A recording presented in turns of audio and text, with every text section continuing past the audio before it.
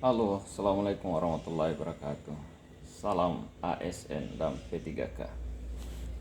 Teman-teman ASN dan P3K, pernah dengar kata transformasi? Transformasi adalah kata kunci untuk mengubah berbagai pengalaman, baik yang enak maupun yang tidak enak, yang bagus atau yang buruk, untuk menjadi motivasi. Transformasi adalah mencerna agar kita bisa menghasilkan sesuatu yang berguna. Bisa dibilang transformasi merupakan satu-satunya kapasitas yang hanya dianugerahkan Tuhan kepada manusia.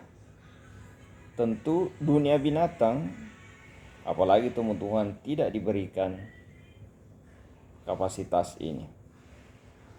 Buktinya, kehidupan binatang tidak mengalami perubahan peradaban dan kemajuan. Kalau ada yang mengatakan monyet menjadi manusia, itu sampai sekarang belum bisa dibuktikan yang betul. Nah, transformasi penting karena binatang tidak mampu melakukannya. Seekor singa tidak bisa membuat pabrik sarden atau pabrik dendeng hanya untuk menyimpan makanannya supaya bisa dimakan setiap saat, supaya dia tidak lagi capek untuk berburu. Setiap kali lapar, dia tetap akan berburu. Nah, itu butuh fisik dan tenaga. Beda kalau dia mampu membuat dendeng atau sarden, menyimpan makanannya dengan baik, maka tentu dia bisa makan setiap saat. Begitu juga buruannya. Misalnya kancil. Kancil sepintar apapun menurut mitos dongeng, tapi kancil tidak pernah bisa membuat rumah berdinding beton untuk menghalangi pemangsa singa untuk masuk dan mengejar dia. Paling tinggi dia sarangnya di bawah rerumputan atau di bawah lubang tanah, tapi itu tidak bisa menghindari dia dari pemangsa. Nah, karena itu mereka tidak mampu bertransformasi. Ya, yang dimiliki binatang adalah hanya reaksi, naluri, itu bukan transformasi. Jadi transformasi merupakan hak istimewa setiap manusia. Asalkan mau, semua bisa dijadikan dan ditakdirkan untuk mampu bertransformasi. Termasuk ASN. ASN itu harus mampu bertransformasi. Kalau tidak mampu bertransformasi, maka pasti akan ketinggalan. Nah, meski demikian, ada beberapa hal yang membuat kita gagal kadang-kadang bertransformasi, terutama ASN dan P3K. Jika kita kurang peduli dengan kehidupan batin kita, mungkin kita akan gagal bertransformasi. Begitu juga kita tidak terlalu peduli pada syarat-syarat bagaimana membina karir seorang ASN.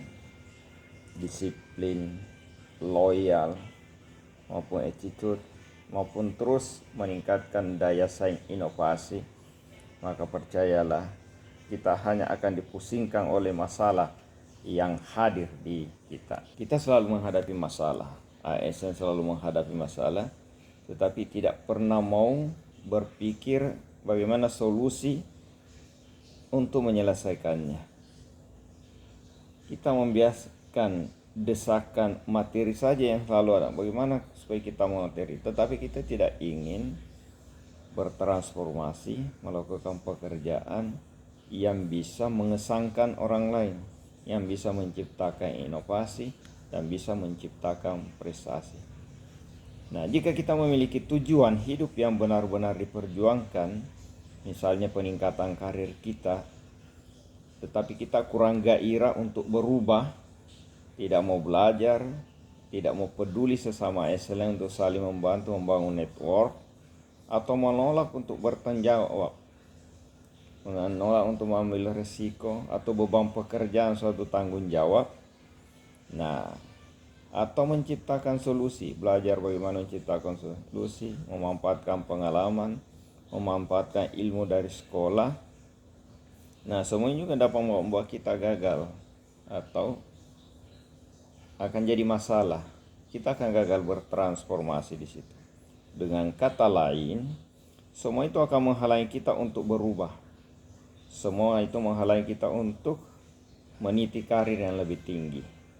Ketika kita sudah kehilangan energi untuk berubah ke arah yang lebih bagus, ke arah yang lebih tinggi karir kita, maka transformasi pun biasanya akan berhenti dan melemah.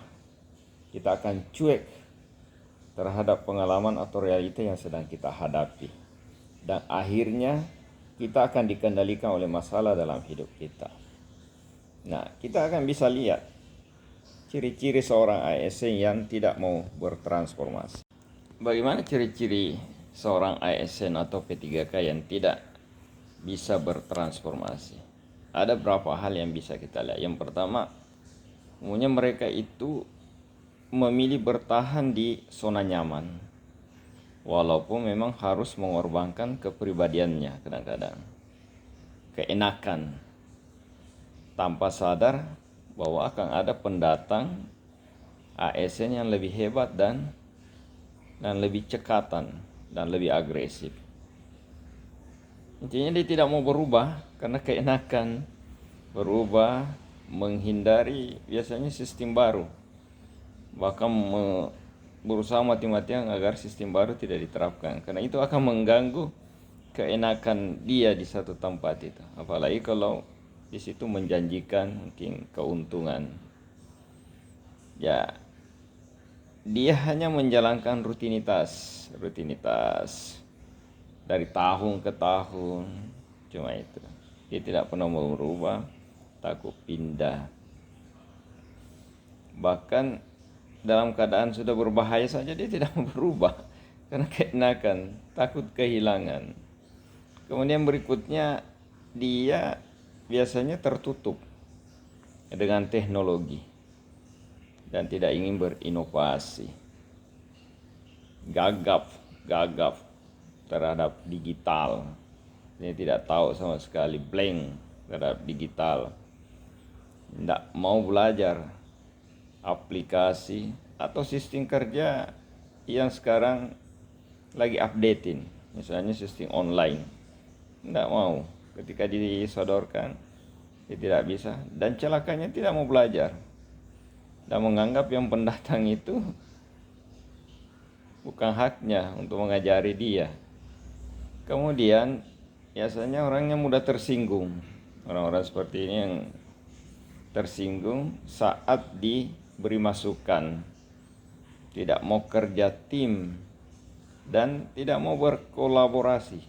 Kan itu tadi, dia tidak mau membagi keuntungan dan merasa bahwa ketika dia berkolaborasi maka orang lain akan menyaingi dia. Di situ ketakutannya, sebenarnya ketakutan yang tidak mendasar itu. Yang paling kelihatan itu biasanya juga malas, tidak tidak disiplin, sering terlambat, dan banyak alasan pembenaran. Dan kadang-kadang kalau diberikan tugas dia bekerja tetapi tidak tuntas dalam menyelesaikan pekerjaannya. Dan yang penting juga, orang-orang seperti ini sekali lagi tidak ada inisiatif, hanya ikut arus dan tidak pernah mau mencari solusi. Karena dia mau enak, dia tidak mau berubah keadaan, dia maunya enak sendiri. Ya, itu gambaran ASN yang gagal bertransformasi. Nah, celakanya dia tidak sadar ketika datang pendatang baru yang pintar, agresif, dan updating sesuai keadaan. Apalagi terjadi pergantian pimpinan yang muda, milenial, cerdas. Gagal dia di situ, dia tidak mengikuti. Dan kadang-kadang sudah menyalahkan sistem, menyalahkan perubahan yang terjadi, dan menganggap bahwa itu akan sia-sia semua, seolah-olah apa yang dilakukan hanya dia yang benar. Berbeda dengan ASN yang mau bertransformasi, mau merubah diri. Ciri-cirinya jauh berbeda, bahkan sebaliknya boleh katakan. Dia orangnya berorientasi itu pelayanan publik, betul-betul memberikan diri untuk pelayanan publik.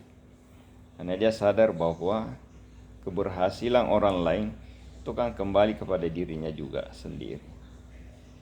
Kemudian dia tidak hanya menyelesaikan pekerjaan, tapi biasanya setelah dia bekerja mencapai suatu pekerjaan, dia akan memikirkan kira-kira dampak pekerjaan saya ini apa untuk publik, apa untuk masyarakat, apa untuk tugas saya. Apakah ini ada dampaknya nanti yang menimbulkan masalah lain. Sehingga dia punya biasanya planning B, kurang lebih begitu. Planning A, planning B. Bahwa kalau ini nanti gagal, maka ada masalah. Dia akan menyiapkan itu. Istilahnya manajemen risiko. Dan itu kan sudah manajemen modern. Ketika suatu perencanaan dilakukan, maka kita menyiapkan manajemen risikonya. Jadi memikirkan dampak setelah itu. Kemudian orangnya biasanya cepat tanggap. ASN seperti ini cepat tanggap, ramah, sabar, dan solutif. Dia punya solusi dalam menghadapi persoalan-persoalan publik. Dia bisa memberikan karena dia punya pengalaman, dia punya kemampuan untuk berkolaborasi, sehingga dia punya insting untuk memberikan solusi, biasanya cepat memberikan solusi. Dia adaptif terhadap perubahan, daya adaptasinya cepat. Ketika terjadi perubahan pimpinan, dia segera menyesuaikan dengan pimpinan yang baru. Ketika terjadi teknologi baru, dia segera menyesuaikan dengan teknologi baru tersebut. Aplikasi baru, dia segera menyesuaikan aplikasi tersebut. Kemudian orangnya terbuka dengan teknologi. ASN yang biasa bertransformasi itu, P3K biasanya terbuka dengan teknologi, terutama teknologi digital dan e-government dengan sistem kerja yang baru. Dia cepat menyesuaikan dan terbuka, karena dia merasa bahwa itu ilmu baru. Dan orang-orang yang seperti itu suka rakus terhadap ilmu baru, tetapi tidak sombong. Dia tetap bekerja sebagai biasanya.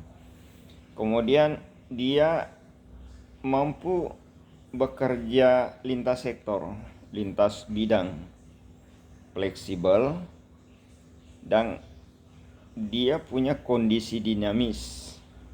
Dia bisa dinamis terhadap suatu persoalan. Biasanya itu tadi, biasanya dia belum tahu, tapi karena mau belajar, mau berkolaborasi, dia mau bertanya, hanya dengan sendirinya dia cepat tahu kondisi seperti itu. Itu orang-orang ASN yang mau bertransformasi. Kemudian tetap menjaga integritasnya, integritas, disiplin, cepat datang. Kalau belum selesai pekerjaan, dia berusaha selesai pekerjaan dan melaporkan. Dan memang menjaga profesionalisme diri. Dia harus profesional diri. Selanjutnya dia juga orangnya menjunjung tinggi etika, ramah tadi. Menjunjung tinggi etika apa misalnya disiplin, tetap loyal pimpinan, menghormati pimpinan.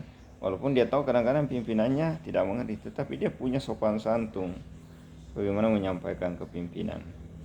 Dan dia tidak mendengki pimpinan ketika melihat pimpinan yang bodoh, tapi dia justru dengan cara sendiri mengarahkan agar pimpinannya menerima saran dia.